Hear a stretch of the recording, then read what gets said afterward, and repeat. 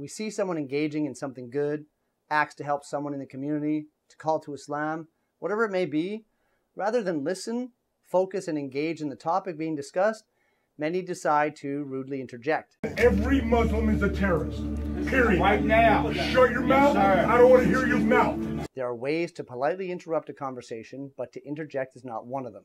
When one interjects, they're attempting to shift the conversation to what they want to discuss. Nobody wants your evil cult in this That's right. And I'll tell you what. The speaker is placed in a position of losing the opportunity of expressing themselves, as the interjector attempts to steal the position as speaker.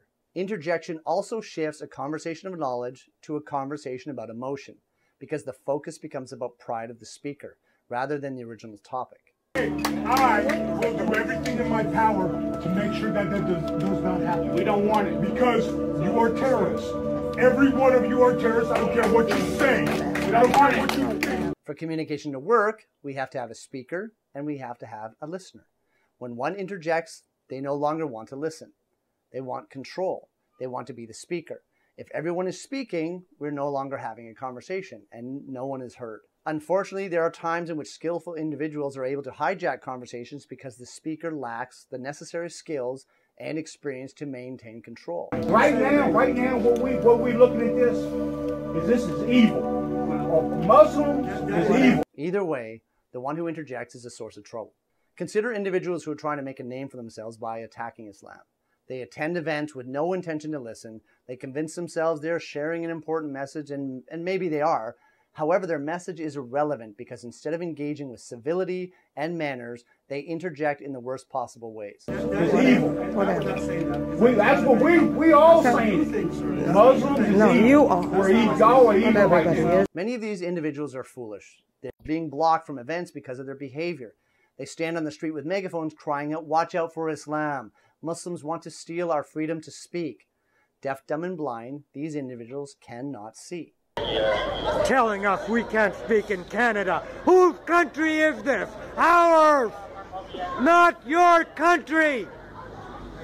Hashtag not your country. Those we label as Islamophobes, they're blocked from events not in an attempt to shut out their voices. They're shut out because they are not wanted because of their behavior.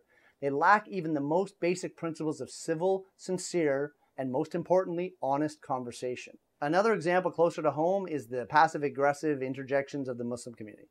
Someone begins a conversation with the intention to bring awareness to a situation. Maybe the intention is to provide action steps that we can take as a community to improve matters, or it could simply be a reminder to connect with Allah and with the global community through supplication in the form of "May Allah protect them." Foolish individuals see someone make a dua. Rather than make it a moment of reflection, a moment of agreement that Allah is our first source of support, they interject with statements like, "Well, what about Syria?" or "What about Palestine?" I say statements because even though they're in the form of a question, they're really a declaration of how can you forget about the issue I'm concerned with. And it's not about forgetting, and it's not about claiming that other situations don't matter. It's simply a discussion with a focus. It is a dua for what is on our minds at that moment. To interject is thoughtless, and Allah's Messenger, peace be upon him, warned us about thoughtless words.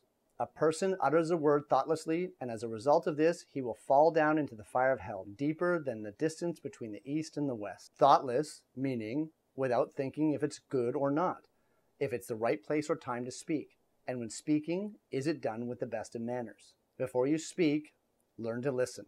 Assalamu alaikum.